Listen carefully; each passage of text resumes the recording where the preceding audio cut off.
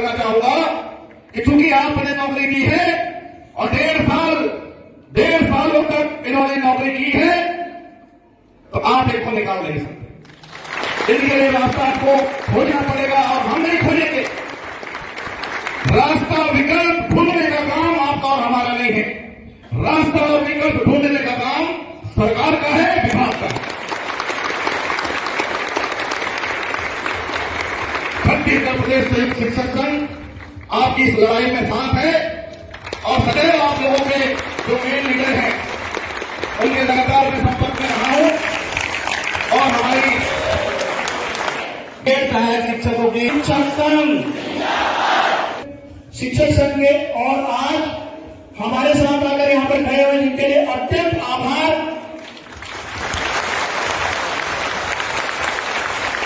हमें कि संघर्ष के राह पर आप लोग चल पड़े और संघर्ष की राह पर चलने के बाद निश्चित रूप से तकलीफें मिलती है और उसके बाद फिर सफलता मिलती है। अभी आप लोग संघर्ष कर रहे हैं। संघर्ष के दरमियान आप लोगों को तकलीफें होंगी, कष्ट होगा, कुछ परेशानी आएगी। हो सकता है आप लोगों के ऊपर कुछ कार्रवाई प्रशासन की तरफ से हो, विभाग सख्ती बरते, सरकार आप लोगों के रुख के प्रति नाराजगी व्यक्त करे। लेकिन आप लोगों को मैं बताना चाहूंगा और यही बोलने आया हूं आप सबके बीच में कि इन सबको हरा करके तकलीफों को, परेशानियों को, नाराजगी को सख्त कार्रवाई से निपटते हुए जब आप निरंतर आगे बढ़ते रहेंगे तो आपको सफलता जरूर मिलेगी। ये मैं कहना चाहता हूं। और हम लोगों के संघर्ष के इतिहास में ये हमने देखा, लगातार शिक्षाकर्मी के आंदोलन के बारे में आप लोगों को पता है, शिक्षाकर्मियों के संघर्ष के बारे में आप लोगों को पता है और उन्हीं संघर्षों के कारण आज शिक्षाकर्मी जो प्रथा है वो समाप्त हो गई।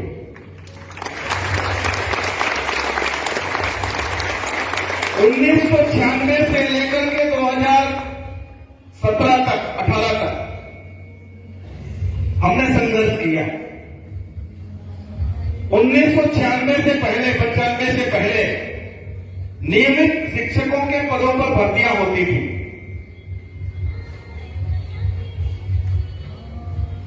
उन्नीस सौ 95-96 से शिक्षाकर्मी, संविदा शिक्षक के पदों पर भर्तियां हुई और भर्तियों के दरमियान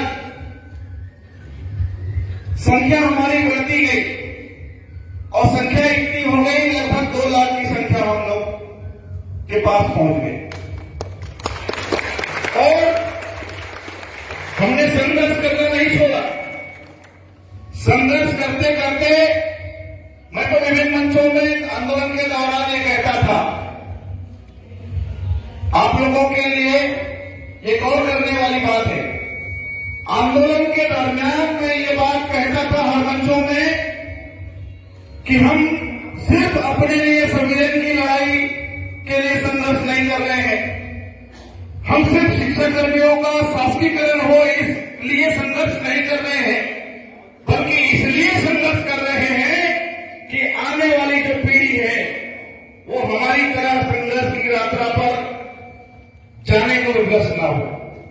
अर्थात जब आने वाली पीढ़ी की भर्तियां हो शिक्षा विभाग में तो शिक्षाकर्मी के पदों पर भर्तियां ना हो, सीधे शिक्षक के पदों पर भर्तियां हो।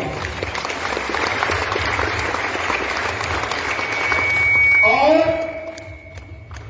काफी परेशानियों के बाद, काफी संघर्ष के बाद सफलता को हमने प्राप्त किया। इतने सालों का संघर्ष। आप लोग बीएड भाई हैं। मैं तो भाई वर्मा जी, यश वर्मा से लगातार संपर्क में रहता हूं। पीएससी की कोचिंग करवाते थे, मतलब स्टूडेंट को पीएससी की तैयारी नहीं करवाते थे। इसी प्रकार से आप लोगों के बीच में बहुत सारे शिक्षक, चाहे महिला हो पुरुष हो, योग्यता रखते हैं और ऐसी योग्यता रखते हैं कि आप लोग शिक्षक के अलावा ऊपर उच्च पद पर भी जा सकते थे। लेकिन आप लोगों ने रास्ता चुना शिक्षक जैसे गरिमामय पदों का निर्माण करने का आप लोगों ने रास्ता चुना। आप लोगों की योग्यता में किसी प्रकार की कोई कमी नहीं है।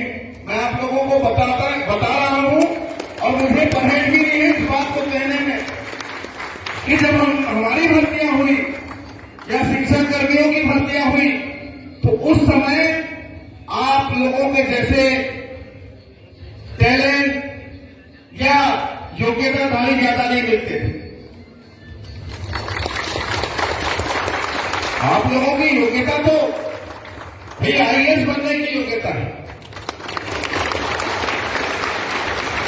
बड़े बड़े पदों पर जाने की योग्यता है आप और हम लोग बावजूद उसके संघर्ष करके, लड़ाई करके शिक्षा विभाग के कर्मचारी बन गए, अर्थात शिक्षक बन गए। विडंबना है कि इतनी योग्यता रखने के बाद भी आप लोगों की नौकरी पर अभी संकट आई हुई है। और संकट जो आई है ये आप लोगों की गलती के कारण नहीं आई है, विभाग की गलती के कारण आई है।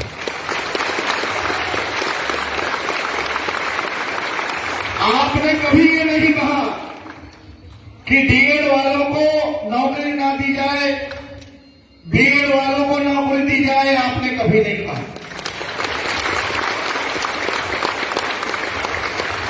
डेढ़ साल पहले स्कूल शिक्षा विभाग ने पाया, समझा कि बीएड और डीएड लगभग हम बता दें इससे पहले सहायक शिक्षक से शिक्षक के पदों पर, शिक्षक से व्याख्याता के पदों पर पदोन्नति के लिए डीएड अगर है तो हो जाता था, होता था कि नहीं। लेकिन अब जब से आप लोग आए हैं ये नियम आ गया, डीएड बीएड। हमारे डीएड पुराने शिक्षक देख लीजिए, डीएड योग्यताधारी व्याख्याता है, आप प्राचार्य है ना। लेकिन विभाग की गलती के कारण आप लोगों को नौकरी मिल गई। 1.5 साल आप लोगों ने नौकरी किया है तो आपका हक बनता है, आपका अधिकार बनता है कि आप यथावत रहें।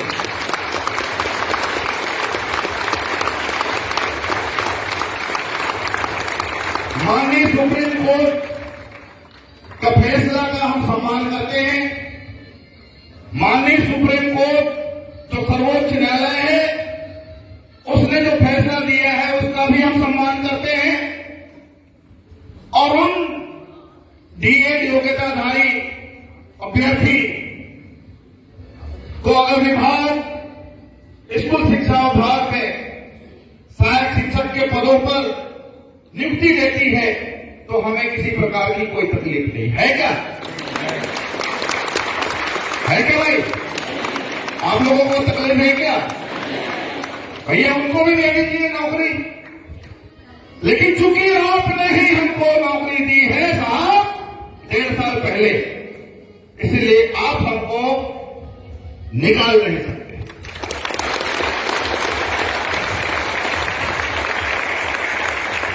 आपको यथावत रखना पड़ेगा। आपको कहीं न कहीं आपको समायोजन करना पड़ेगा, अन्यथा कि स्कूल शिक्षा विभाग के ऊपर एक बहुत बड़ा कलंक लग जाए।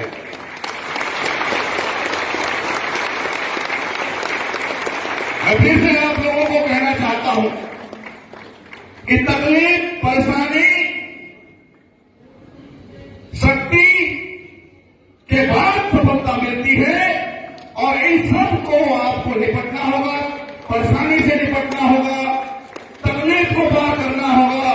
जब सरकार और प्रशासन की तरफ से शक्ति बढ़ती जाएगी, उसको भी पार करोगे तब आपको सफलता मिलेगी। यही बात कहने के लिए है। आप लोगों को निराश होने की आवश्यकता नहीं है। सरकार आपको इस तरीके से बीच मझधार में छोड़ नहीं सकती। मैं आप सबके सामने ये बात कहना चाहूंगा और सरकार से अपील करना चाहूंगा, स्कूल शिक्षा विभाग से निवेदन करना चाहूंगा कि चूंकि आपने नौकरी की है और 1.5 सालों तक इन्होंने नौकरी की है, तो आप इनको निकाल नहीं सकते। इनके लिए रास्ता आपको खोजना पड़ेगा और हम नहीं खोजेंगे। रास्ता, विकल्प ढूंढने का काम आपका और हमारा नहीं है। रास्ता और विकल्प ढूंढने का काम सरकार का है, विभाग का है।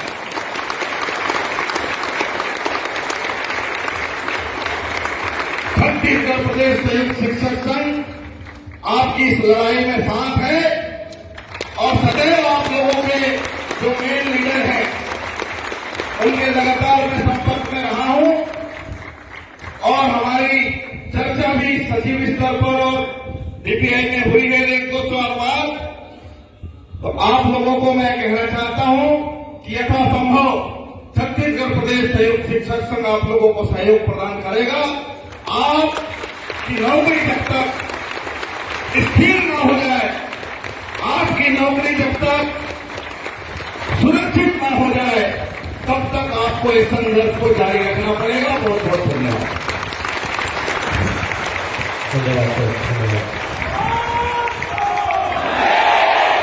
छत्तीसगढ़ शिक्षक संघ के